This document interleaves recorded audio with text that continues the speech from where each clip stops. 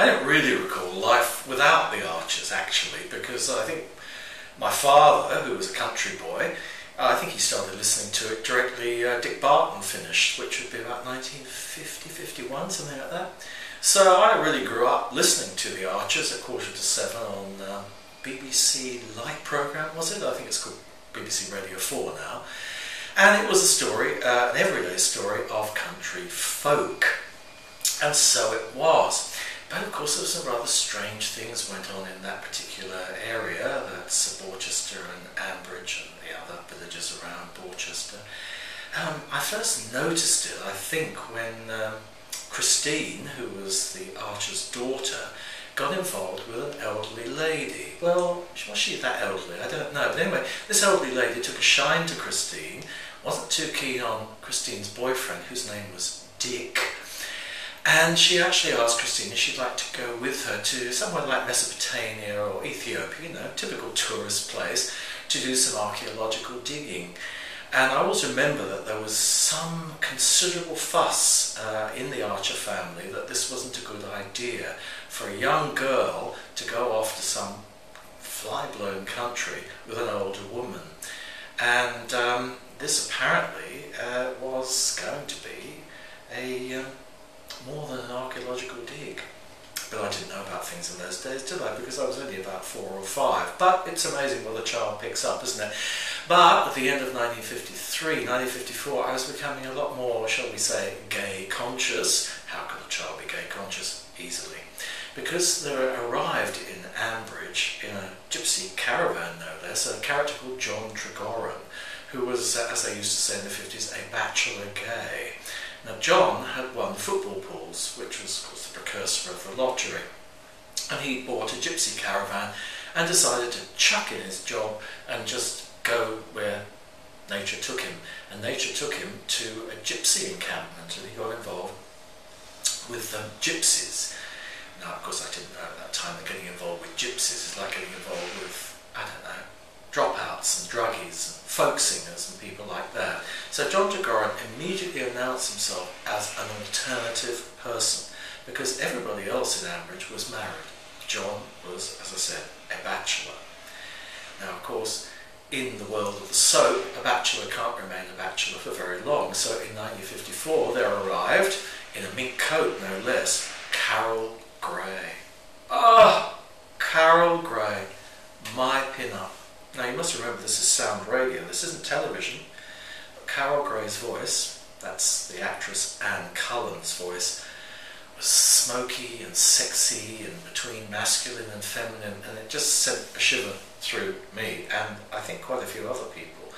And she and John combined, but not in the obvious way. Oh no, not in an obvious heterosexual way at all, but the meeting of two minds. Or maybe was it the meeting of something else? Was it that secret that John had that she was always threatening to reveal at the end of the episode, of course, and then when the episode began the next day, he hadn't revealed anything. It was most disappointing. And she, of course, had a psychiatrist lover who constantly upbraided her for being, well, they didn't use the word then, but it was frigid, you know, an ice maiden. So you've got John, who's a bachelor who mixes with all sorts, and you've got Carol Gray, who's a bachelor girl, who's accused by her presumably former lover, who's a psychiatrist, of being an ice maiden. You begin to wonder, don't you, what were the writers of The Archers doing in 1954? What were they trying to put across in this everyday story of country folk? Now what was great about Carol was she didn't want to live in a black and white world. She said the world is actually made up of greys. Carol Gray, get it? And she said, you know, that I don't just fall in love with people, I get to know them first and I like them as people. This was really quite revolutionary for the 1950s, where things were pretty straightforward and boy meets girl and all that sort of stuff. Anyway, in 1955, commercial television hove into view in September 1955. And famously, the Archers, on the opening night of commercial television staged one of its most dramatic and memorable scenes, where the new wife of Philip Archer, who didn't want children, although Philip did, was killed in a fire. She was trying to rescue her horse from the stables, and I think the stable roof fell in and she was killed. Huge headlines. And of course, people were listening to the Archers rather than tuning in to this new TV station called ITV. That was 1955. Carol and John continued their very unusual relationship until about 1957, when Carol did something rather brazen on the sofa with a character called Toby Stedman. And all I can tell you was that it consisted of a lot of deep breathing on Carol's part on the sofa.